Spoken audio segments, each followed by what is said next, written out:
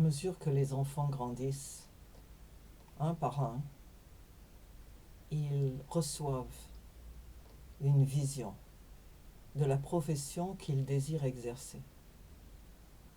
Quelquefois, ça prend des années et des années. Il y en a qui arrivent à 18 ans sans savoir trop ce qu'ils veulent faire. Il y en a d'autres qui sont très sûrs. À l'âge de 13 ans, j'ai rêvé d'être professeur de français. Et je remercie Dieu que j'ai pu accomplir mon rêve.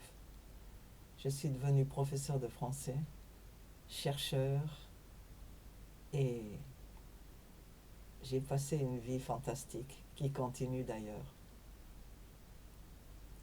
Une de nos petites filles rêve d'être vétérinaire. Et cette vision, elle l'a reçue très jeune. Il y en a d'autres qui veulent faire une chose ou l'autre. Cet appel, ce rêve peut se manifester de façon différente, en admirant un modèle, un professeur peut-être, ou un membre de la famille. Des vignerons qui ont voulu continuer, dont les enfants ont voulu continuer la profession de leur père, par exemple. Mais ce rêve, cet appel, il est sacré. Et il ne faut surtout pas le décourager quand il vient. Que ce soit une chose qui vous apparaît glorieuse ou pas, ça n'a pas d'importance. Un mécanicien est un faiseur de miracles aussi. Mais une chose est certaine, c'est que en dehors de notre profession, en dehors de ce qui nous occupe la majorité de la journée, Dieu nous appelle. Il a dit dans sa parole, j'ai cherché quelqu'un. J'ai cherché quelqu'un qui puisse se tenir sur la brèche, sur le rempart, qui puisse être mon gardien, le gardien de mon peuple, celui qui regarde, qui observe, qui se tient debout pendant que les autres dorment, celui qui va sauver le peuple de la menace qui se prépare. Et je n'ai trouvé personne. Dieu se lamentait sur le fait qu'il n'avait trouvé personne. Il y avait bien des gens à cette époque-là qui auraient pu répondre à cet appel, dont le cœur était là pour leur dire « Tu es appelé, Dieu t'appelle ». La question c'est, qu'est-ce qu'on fait après ? Le petit Samuel, qui servait au temple, était couché une nuit. Et il a entendu son nom. Samuel, Samuel. Il ne connaissait pas encore Dieu assez, ni sa conversation. Alors il s'est précipité chez le grand prêtre et lui a dit « Tu m'as appelé, je suis là ». Le grand prêtre a dit « Non, c'est pas moi. Retourne te coucher ». C'était la nuit. Il s'est recouché. Dieu l'a appelé encore. Il est retourné chez le grand prêtre qui lui a dit « C'est pas moi ». La troisième fois, le grand prêtre lui a dit « Si tu entends encore cet appel, dis-lui « Parle, Seigneur. Ton serviteur t'écoute. » Et c'est ce qu'il a fait. Et c'est là, alors qu'il n'était encore qu'un enfant, que Dieu a commencé à lui parler, pour lui révéler des choses très importantes et surtout le besoin de prier pour sa nation. Dieu continue à appeler. Jésus a raconté une autre histoire. C'est quelqu'un qui était parti pour trouver des ouvriers agricoles pour sa vigne. Normalement, dans ces pays-là, quand on n'est pas employé, on reste sur la place du marché et on attend ceux qui vont venir vous chercher pour la journée, pour vous employer. Alors il est allé sur la place du marché, il a vu des gens qui attendaient d'être employés, il les a appelés, il leur a promis quelque argent et leur a expliqué ce qui devait être fait. Ils sont partis travailler. Et plusieurs fois dans la journée, il est retourné sur la place pour chercher de nouveaux bras. Et même vers le soir, il était encore à la recherche d'autres employés.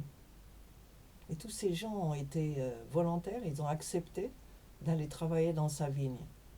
Certains ont travaillé depuis l'aube, d'autres en ont travaillé que quelques heures, peut-être même 1 heure ou 2. Mais ils étaient tous disponibles. Ils étaient tous volontaires pour répondre à l'appel. Et nous voyons dans le chapitre 33 d'Ézéchiel, du prophète Ézéchiel, que Dieu dit « La parole de l'Éternel me fut adressée, Ézéchiel, en ces mots. Fils de l'homme, parle aux enfants de ton peuple et dis-leur, lorsque je fais venir l'épée sur un pays, et que le peuple du pays prend dans son sein un homme et l'établit comme sentinelle, si cet homme voit venir l'épée sur le pays, sonne de la trompette et avertit le peuple, et si celui qui entend le son de la trompette ne se laisse pas avertir, et que l'épée vienne le surprendre, son sang sera sur sa tête. Il a entendu le son de la trompette, et il ne s'est pas laissé avertir. Son sang sera sur lui. S'il se laisse avertir, il sauvera son âme. Si la sentinelle voit venir l'épée et ne sonne pas de la trompette, et le peuple n'est pas averti, et que l'épée vienne enlever à quelqu'un la vie, celui-ci périra à cause de son iniquité, mais je redemanderai son sang à la sentinelle.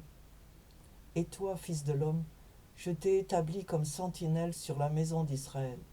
Tu dois écouter la parole qui sort de ma bouche et les avertir de ma part.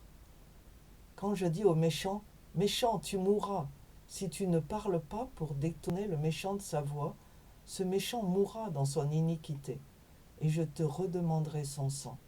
Mais si tu avertis le méchant pour le détourner de sa voie, et qu'il ne s'en détourne pas, il mourra dans son iniquité, et toi, tu sauveras ton âme. C'est ce que Dieu a dit.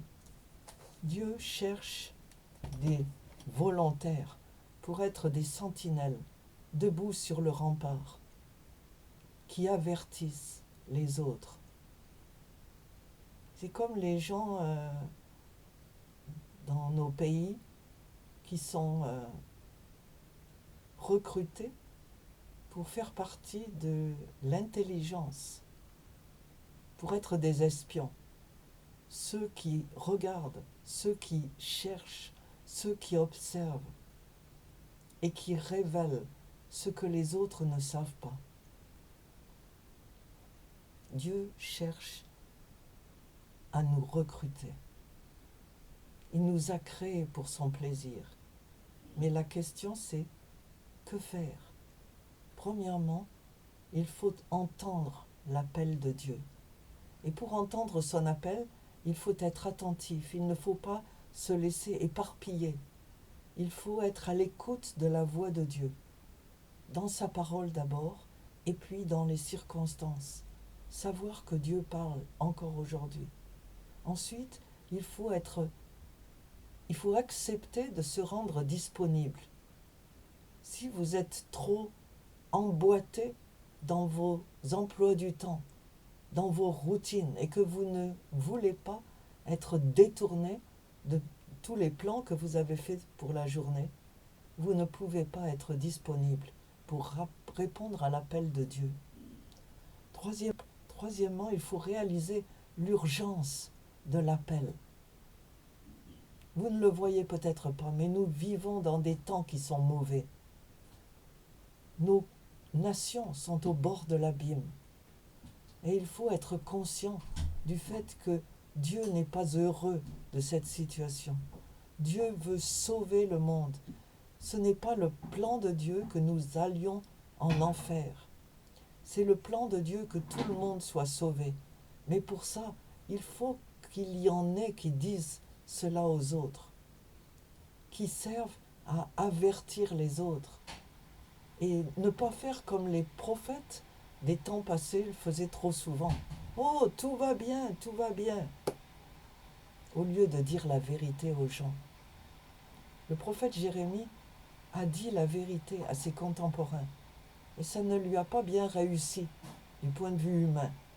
Il a été vilipendé, insulté, emprisonné, mais tout ce qu'il a dit s'est révélé vrai. Et il a fait la volonté de Dieu. Ensuite, il faut rester vigilant. Dieu a dit, restez vigilants. Nous sommes en guerre, une guerre invisible, mais avec un ennemi très puissant. Mais Dieu merci. À Dieu soit la gloire, puisque sa puissance est la toute-puissance. Il est le seul qui aura la victoire à la fin. Alors si aujourd'hui Dieu vous appelle, n'attendez pas demain. Comme la chanson le dit, ne continue pas tes rêves. Si Dieu t'appelle, lève-toi. Son peuple passe et frappe à tes volets. Ami, ami, ami, ami.